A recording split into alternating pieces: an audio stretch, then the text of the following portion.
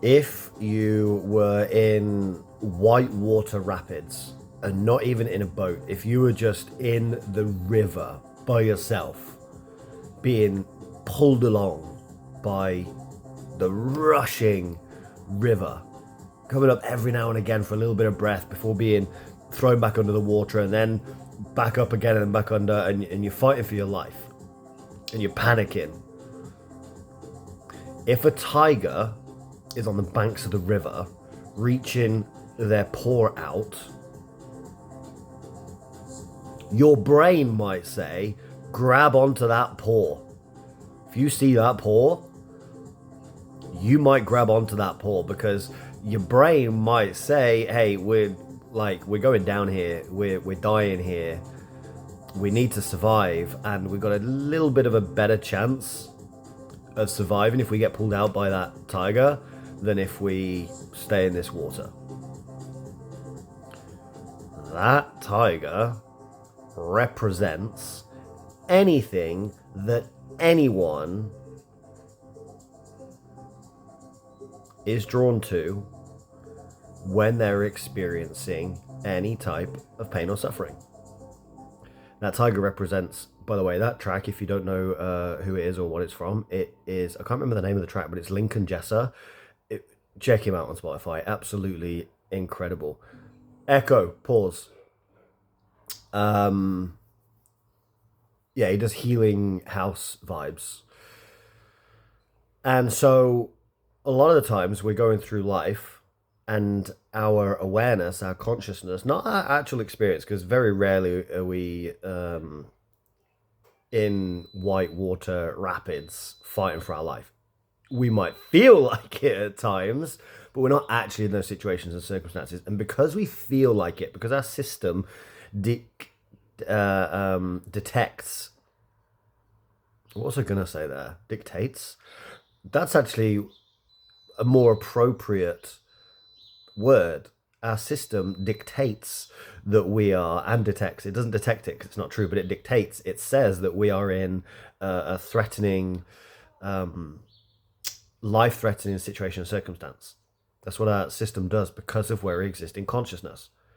We don't exist there in consciousness because our system's doing it. This is why I don't do nervous system work or healing with people. This is why I play in the realms of consciousness with people and awareness with people, which is a different level to nervous system. Nervous system stuff is just, again, it's just putting the Americans say band-aid, we say plaster, over a wound that actually needs healing. And so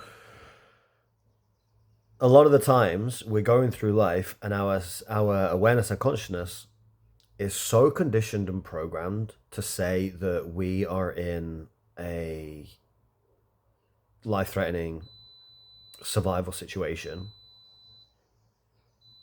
We'll grab onto any tiger's hands that we'll see. And that might be a bottle of wine. That might be the next relationship if we're single. That might be running from a relationship if we're in one. That might be quitting a job. That might be starting a business. That might be going on a retreat. That might be joining a gym. That might be scrolling.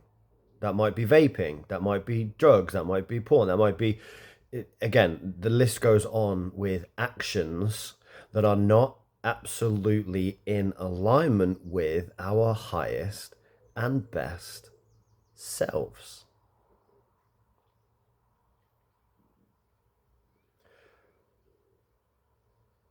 So a practice that we can engage in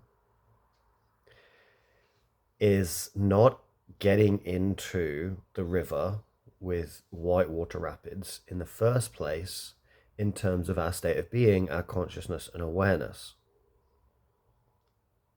That's the practice, is existing there first, realizing we're not actually in the river and we don't need to search out for a tiger's paw to grab onto to get us, as they say, out of the frying pan and into the fire, which is what so many people, and I've been there for so long, thinking the next thing that I was jumping into and grabbing onto was actually truth and gonna progress me in some way, but actually it was just my system going, hey, that's the next thing that we're moving towards.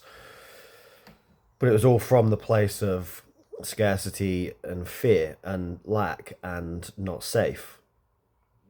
When actually, the truth is, there's nothing to fear. There's nothing to escape from. There's nothing that we need to be saved from. There's nothing to try and survive. Because in this moment right now, you're okay. You don't need to grab onto the next thing to get you out of this moment, because this moment, you're okay. And in this moment, everything is fine.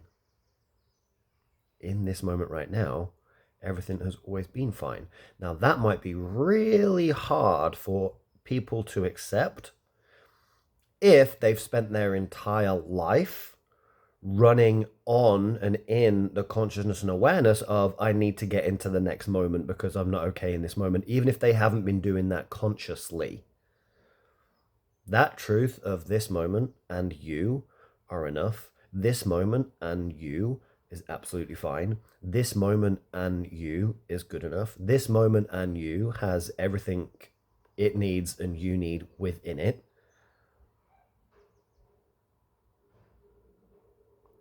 Those statements might be really hard to accept. If a person has spent their entire life running on the consciousness and awareness and states of being of, I'm not okay. This moment is not okay. I'm not enough. This moment is not enough. But if you can get there in consciousness and awareness, you realize you're not fighting for your life in whitewater rapids, looking for the next tiger's hand to grab onto. What you realize is you're actually in your own boat. It's a nice, gentle stream.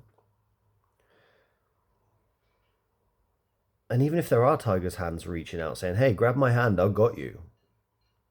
You're like, I'm good. I'm just going to row my boat merrily down the stream, as the nursery rhyme goes. And you're going to focus on the experiences that you actually do want to have. And maybe the animals that you do want to experience.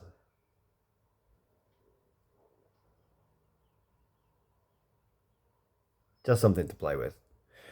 As always, if you want to go deeper with this and do the work where it actually really truly matters, rather than jumping from one thing to the next and not actually getting the results or the transformation or the healing that you not only want, but you actually deserve to experience.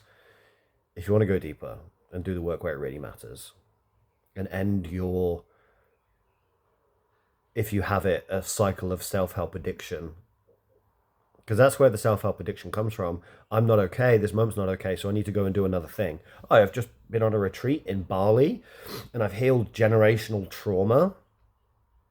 And then I come back and then you're like, yeah, but now I need to go and do another thing because I need another thing. I need another thing because I'm still not okay. Even though you don't do that consciously, you will be doing it subconsciously. If that's a pattern for you, the self-help cycle, if that's a pattern for you, you're always journaling, or you're always meditating, or you're always reading the next book, or listening to the next podcast, or looking for the next coach to hire, or you're always in chat or Claude talking about all your problems. And if you're always doing something, that's a sign that you haven't actually healed and you're existing in a conscious and awareness that you're in whitewater rapids, which you're actually not. You're actually in your boat. You just think you are in the rapids when you're not.